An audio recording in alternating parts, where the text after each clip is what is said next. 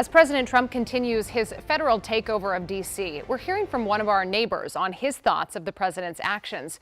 I spoke with Virginia Governor Gov Youngkin this morning on the president's aggressive efforts to combat crime. This is the first time a president has taken over D.C.'s police, and you've had a partnership in Northern Virginia with the federal government. The president and FBI Director Kash Patel, we've seen them praise your policing model recently. Was federalizing the D.C. police force necessary, and what do you say to those who feel as though it's government overreach? It's absolutely necessary.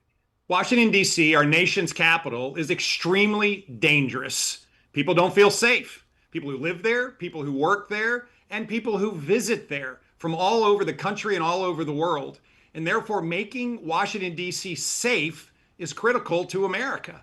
And the model that President Trump has chosen is one that's worked in Virginia, where we have worked in partnership with federal resources. And it's worked incredibly well. Very shortly after he was inaugurated, we architected this relationship where state police, Department of Corrections, and other state law enforcement personnel work with the FBI, the DEA, the ATF, the DOJ, Homeland Security, and of course the U.S. Attorney's Office in order to put together prosecution files on gang members, cartel members, violent criminals. And it has resulted in over 3,000 arrests.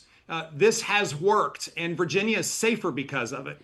I'm particularly heartened because the gentleman leading this effort in Washington, D.C. is Terry Cole, our former Secretary of Public Safety and Homeland Security, who was at the point of this relationship, and of course now the administrator of the DEA.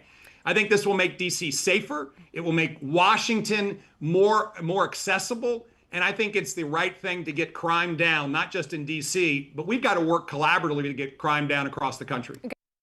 Now, we talked more about the governor's reaction if the federal government decides to move D.C.'s homeless to places like Virginia. You can hear more on that coming up at 5:30 and catch our full interview on the news at 6:30 on WUSA 9+.